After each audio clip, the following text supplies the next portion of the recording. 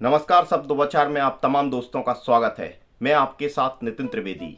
एक इंसान की कीमत कितनी होगी, क्या लगता है कितनी होगी, आप बताइए। खैर छोड़िए, हम आपको एक कहानी के माध्यम से बताते हैं कि इंसान की कीमत क्या होगी। एक बार लोहे की दुकान में अपने पिता के साथ काम कर रहे एक बालक ने अचानक ही अपने पिता से पूछा, पिताजी इस दुनिया में मनुष्य की क्या कीमत होती है।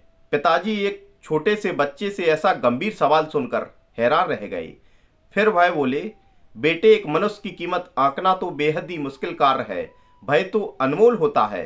बालक बोला, सभी उतने ही महत्वपूर्ण और कीमती हैं। पिताजी बोले, हाँ बेटे। अभी भी बालक जिज्ञासु था, उसकी समझ में कुछ नहीं आया।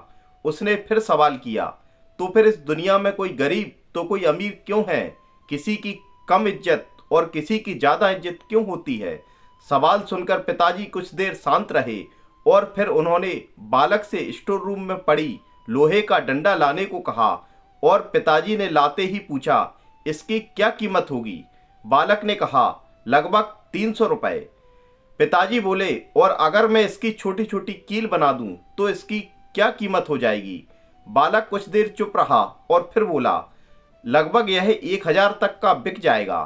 पिताजी बोले, अगर मैं इस लोहे के घड़ी के बहुत सारे स्प्रिंग बना दूं तो इसकी क्या कीमत होगी?